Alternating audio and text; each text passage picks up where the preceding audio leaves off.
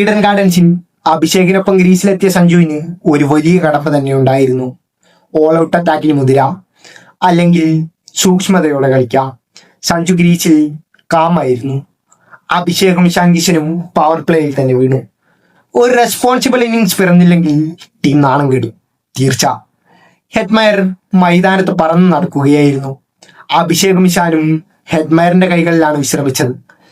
ആദ്യ ഓവർ എറിയാൻ അഖിൽ ഹുസൈനെ പന്തേൽപ്പിക്കുന്നു. പവർ പ്ലേയിൽ തന്നെ പിൻഗണി ഒരുക്കാനായിരുന്നു പദ്ധതി. എന്നാൽ അഖിൽ ഹുസൈന്റെ രണ്ടാം ഓവറിൽ സഞ്ജു തുടരെ 2 സിക്സും 1 4ഉം വായിച്ചു.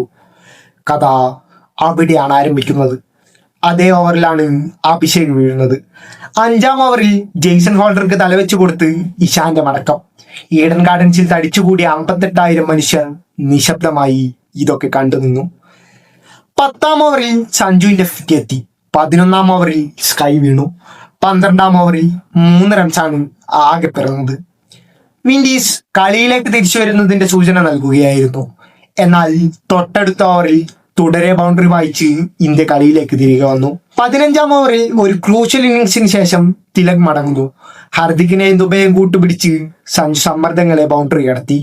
19ആം ഓവറിൽ ദുബെ വായിച്ച 2 ഫോറുകൾ ഈഡൻ ഗാർഡൻസിനെ ആവേശക്കടലാക്കി.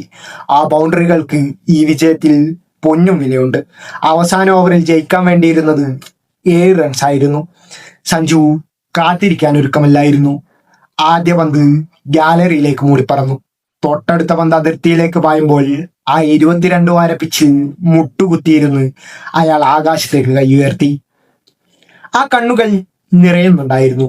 ദാ ഇതിനേക്കാൾ മനോഹരമായ കാഴ്ച ഈഡൻ ഗാർഡൻസ് ഇന്നലെ കണ്ടിട്ടില്ല. രാജ്യം ഒരു വീരനായകനെ പോലെ സഞ്ജുവിനെ ആഘോഷിക്കുകയാണ്. കമന്ററി ബോക്സിൽ ഇരുന്ന് സുനിൽ ഗവാസ്കർ പറഞ്ഞു വെച്ചതിൽ എല്ലാമുണ്ട്.